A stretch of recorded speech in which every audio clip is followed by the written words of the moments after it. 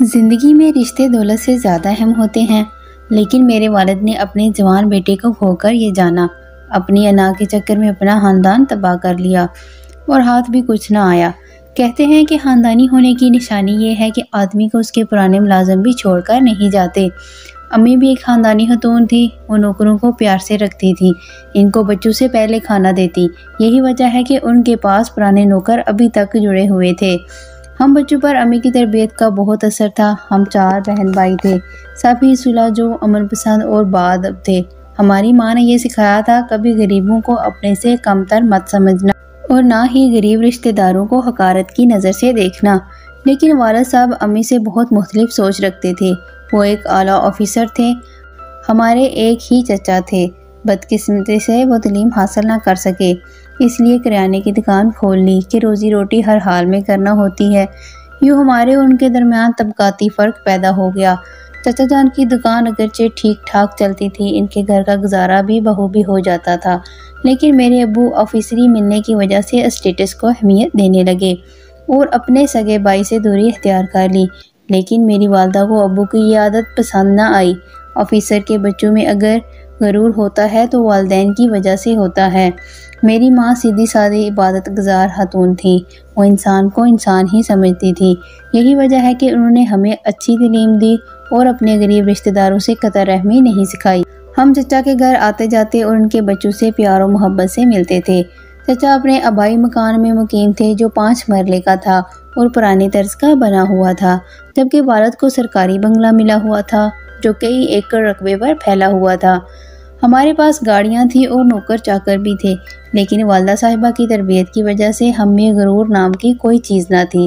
میرے سب سے بڑے بھائی محسن ہم سے زیادہ خوبصورت، ذہین و فطین تھے، مگر صاف گو، نڈر اور منہ پھٹ تھے۔ تبھی ان کی اکثر لوگوں سے نہیں بنتی تھی۔ جہاں بیٹھے ہوتے سب سے الگ تھلگ نظر آتے۔ پڑھائی میں وہ تیز تھے، کلاس میں اول آتے تھے۔ ان کو سب سے زیادہ چچا جان کے گھر سے لگاؤ تھا۔ فارغ وقت میں وہاں چلے جاتے اور زیادہ تر چچا کے بچوں کے ساتھ وقت گزارنا پسند کرتے۔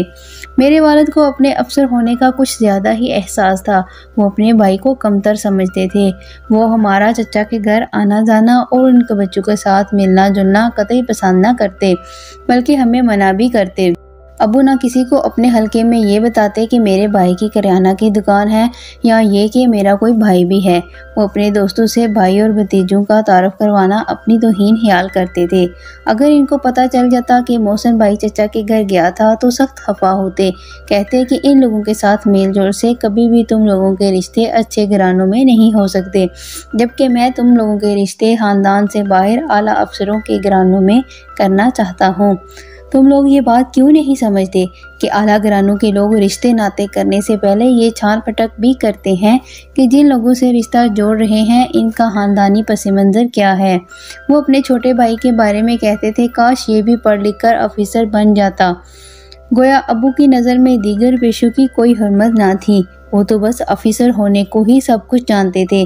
ابو کی اس عادت کے سبب چچا ہمارے گھر نہیں آتے تھے اور نہ ان کے بچے ہمارے گھر آنا پسند کرتے۔ ظاہر ہے جب سگا تایا ہی منہ نہ لگائے تو کیوں کر ان کا دل کرتا آنے کو۔ البتہ جب امی اور ہم لوگ ان کے گھر جاتے ہماری بہت آؤ بھگت کرتے اور بہت تپاک سے ملتے تھے۔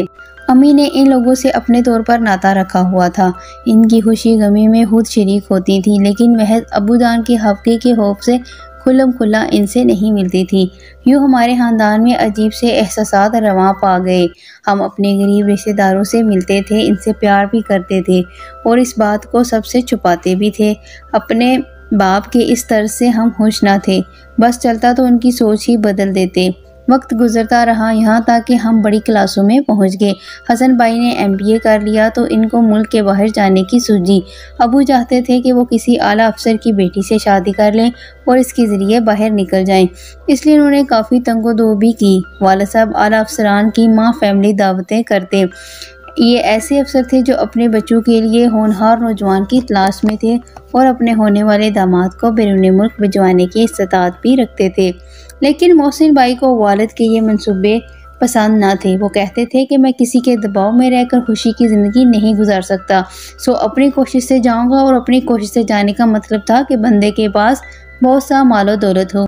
ابو جان نے محسن بھائی کو بڑے گھرانے میں رشتے کے لیے راضی کرنا چاہا، مگر ان کو وہ لڑکیاں پسند نہیں آئیں جو ابو نے ان کے لیے پسند کی تھی۔ ان دونوں لڑکیوں کے باپ اس قدر صاحب حیثیت تھے کہ وہ محسن کو اپنے خرچے پر یا حکومتی ذرائع سے بیرون ملک اعلیٰ تعلیم دلوا سکتے تھے، بزنس کرا سکتے تھے، دولت مند بنا سکتے تھے۔ میرے والد کو بیٹے کا رویہ بڑا دکھ دیتا تھا۔ محسن بھائی والد کی سوداگرانہ باتوں کو نہ صرف یہ کہ سمجھتے تھے بلکہ سرے سے اہمیت ہی نہیں دیتے تھے۔ اس کے برعکس وہ چچا کے گھر دوڑے دوڑے جاتے۔ دراصل شروع سے ہی چچا زاد عتیقہ کو پسند کرتے تھے اور اس کے ساتھ شادی کے آرزومند تھے۔ اس بات کا تذکرہ انہوں نے مجھ سے اور امی جان سے بھی کیا، مگر ہم لوگ عتیقہ کو چاہتے ہوئے بھی ابو کے خوف سے چپ رہتے۔ محسن بھائی نے بتلا دیا کہ شادی کروں گا تو عتیقہ سے، ورنہ کسی سے نہیں کروں گا۔ یہ بات آپ میری سن رکھیں۔ بہت کوششوں سے وہ اپنے بل بوتے پر بیرون ملک جانے میں کامیاب ہو گئے۔ جاتے ہوئے مجھے تاکید کر گئے کہ عتیقہ کی خبر رکھنا، ایسا نہ ہو کہ میرے پیچھے سے اس کی کہیں اور شادی ہو جائے۔ اگر اس کے رشتے کی گن سن پاؤ تو فوراً خبر کرنا، میں فوراً پہنچ جاؤں گا۔ 3 برس بعد وہ بیرون ملک سے وطن واپس آ گئے۔ ان دنوں عتیقہ فائنل ایئر میں تھی اور ابھی تک اس کے رشتے کی کہیں بات طے نہیں ہوئی تھی۔ محسن بھائی نے جب ہر طرح سے اطمینان کر لیا تو دوبارہ بیرون ملک جانے کی سوچنے لگے۔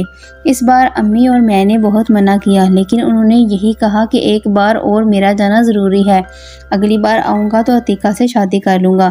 چچا جان اور چچی سے کہہ دینا کہ اگر انہوں نے بیٹی کا رشتہ کہیں اور کیا تو میں گھر کی اینٹ سے اینٹ بجا دوں گا، اور آپ لوگ بھی ہماری شادی کی تیاری رکھنا۔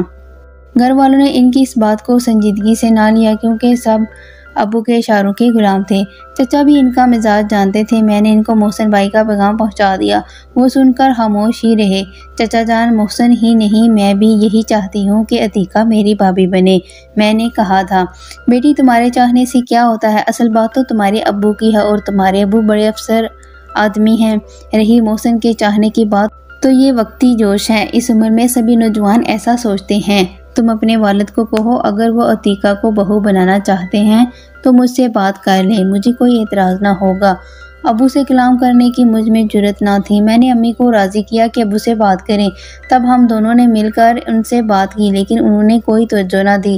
محسن بھائی کینیڈا میں تھے، انہوں نے مجھ سے رابطہ رکھا ہوا تھا۔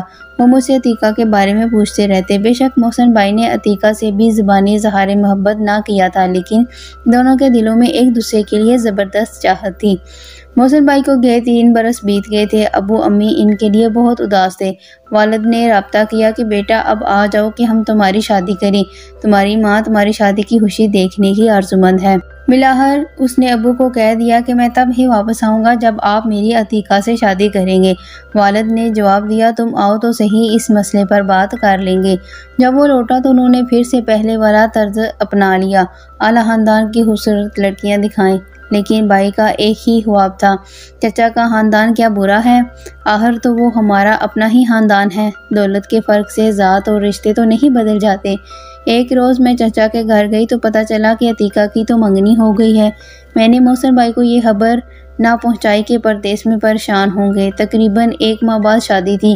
عتیقہ کی شادی سے 1 ہفتہ قبل محسن بھائی کا فون آ گیا، کہنے لگے، عارفہ میں نے خواب دیکھا ہے کہ عتیقہ کی شادی ہو رہی ہے، کیا یہ بات سچ ہے؟ مجھ سے جھوٹ تو نہیں بولا گیا، ورنہ وہ بعد میں ناراض ہوتے۔ سب سچ بتا دیا اور وہ پھر بھی ناراض ہوئے اور فون رکھ دیا۔ عتیقہ کا گھر سجا ہوا تھا۔ اگلے دن اس کی رخصتی تھی کہ محسن بھائی آ پہنچے۔ سارے گھر والے حیران تھے کہ یہ عین وقت پر کیوں کر پہنچ گیا۔ خدا خیر کہے کہیں رنگ میں بھنگ ہی نہ ڈال دے، کیونکہ اس کے مزاج کو سبھی جانتے تھے۔ بات کرنی ہوتی تو ڈنکے کی چوٹ پر کر گزرتا تھا۔ محسن بھائی کے تیور دیکھ کر میں ڈر گئی، دعا مانگنے لگی، خدا خیر کرے، دیکھیں کیا ہوتا ہے۔ گھر پہنچنے کے تھوڑی دیر بعد وہ نہا دھو کر لباس تبدیل کر کے گاڑی میں چچا جان کے گھر چلا گیا۔ عتیقہ کے گھر بارات کا انتظار ہو رہا تھا اور وہ دلہن بنی بیٹھی تھی۔ چچا جان محسن کو دیکھ کر گھبرا گئے، لیکن وہ اس وقت بالکل نارمل لگ رہا تھا، نہ اس نے گھبراہٹ ظاہر کی۔ اس نے چچا گلی میں گاڑی پارک کر دی اور فل آواز میں ٹیپ چلا دیا۔ چچا جان نے ابو کو فون کیا، تبھی امی دوڑی ہوئی گئی اور کسی طرح بیٹے کو سمجھا کر گھر لے آئی۔ کہ تمہارے والد سے بات کرتی ہوں، ابھی تو عتیقہ کا نکاح باقی ہے، کچھ نہ کچھ کرتی ہوں۔ ابو بظاہر نکاح رکھوانے گئے تھے، انہوں نے وہاں کچھ نہ کیا، الٹا گواہ بن کر آ گئے۔ تھوڑی دیر محسن نے انتظار کیا کہ ابو اچھی خبر لاتے ہیں، جب کچھ خبر نہ آئی تو وہ پھر اٹھ کر چچا کے گھر چل دیے۔ وہاں تو رخصتی تیار تھی، دلہا دلہن اسٹیج پر بیٹھے تھے۔ محسن بھائی اسٹیج پر چڑھ گئے، جتنی رقم جیب میں تھی سب دلہا کو بطور سلامی دے دی اور بولے کہ کاش کچھ اور ہوتا تو وہ بھی دے دیتا۔ پھر انہوں نے گاڑی کی چابی بھی اس کو دے دی اور عتیقہ سے کہنے لگے کہ میں نے آج تک اپنی چاہت کا اظہار تم سے نہیں کیا تھا، بس بزرگوں کے منتیں کرتا رہا، لیکن آج بڑی برادری کے سامنے کہتا ہوں کہ میں نے زندگی میں تمہارے سوا کسی کو نہیں چاہا، لہٰذا میں تم کو اب اس شخص کے ساتھ نہیں جانے دوں گا، اس کو طلاق دینی ہوگی اور تم کو میرا ہونا ہوگا۔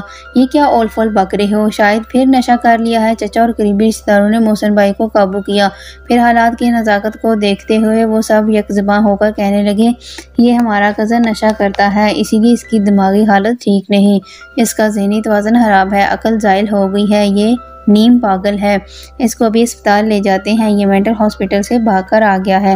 ہر دفعہ جہاں بھی عزیزوں کے ہاں شادی ہو رہی ہوتی ہے ایسے ہی اول فول بکنے لگتا ہے۔ اس کے ساتھ ہی ان لوگوں نے پکڑ دکڑ کر کے محسن کو قابو میں کیا اور اٹھا کر ایک کمرے میں لے گئے۔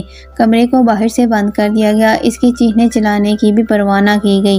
بیچاری عتیقہ حیران و پریشان رونے لگی، اس نے کچھ کہنا چاہا تو اس کی ماں نے اس کے منہ پر ہاتھ رکھ دیا، فوراً ہی رخصتی کر دی گئی۔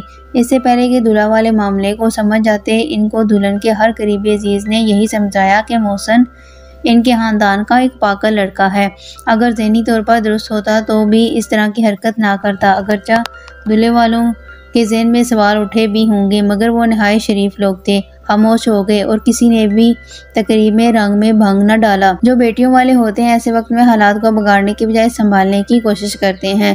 رخصتی ہو گئی، بارات چلی گئی۔ چچی نے کمرے کا دروازہ کھولا، محسن بھائی ان کے گھر سے بغیر کچھ کہے نکل گئے۔ دلہا دلہن گاڑی میں اور بارات بس میں گئی تھی۔ ابھی بارات جی ٹی روڈ تک پہنچی تھی کہ سڑک پر محسن بھائی پہنچ گئے۔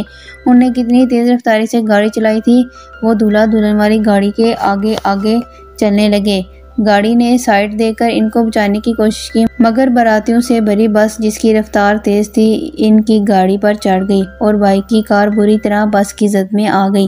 بھائی سڑک پر تڑپنے لگے، بس رک گئی، باراتی بس سے اتر گئے، سب جائے حادثہ پر جمع ہو گئے۔ محسن بھائی نے موقع پر دم توڑ دیا۔ اس وقت دلہن کو نہ بتایا گیا کہ کون بس کے نیچے آ گیا ہے، بلکہ چچا دلہا دلہن کی گاڑی کو بہت آگے نکال کر لے گئے۔ جب مرنے والا جان ہار گیا تو کسی نے دلہن سے کیا حساب لینا تھا، اس بیچاری کا کوئی قصور بھی نہ تھا۔ بہرحال جیسی بھی زندگی ملی عتیقہ نے گزار دی، مگر میرا پیارا بھائی اب اس دنیا میں نہیں ہے۔ جنہوں نے عشق نے ان سے جان کی قربانی لے لی، کاش میرا بھائی ہوش سے کام لیتا اور ایسا انتہائی قدم نہ اٹھاتا۔ ماں باپ بچوں کی مرضی کو اہمیت دیں تو ایسے بہت سے واقعات رک سکتے ہیں، لیکن بڑوں کی ہر درمی نقصان کی بھرپائی نہیں کر سکتی۔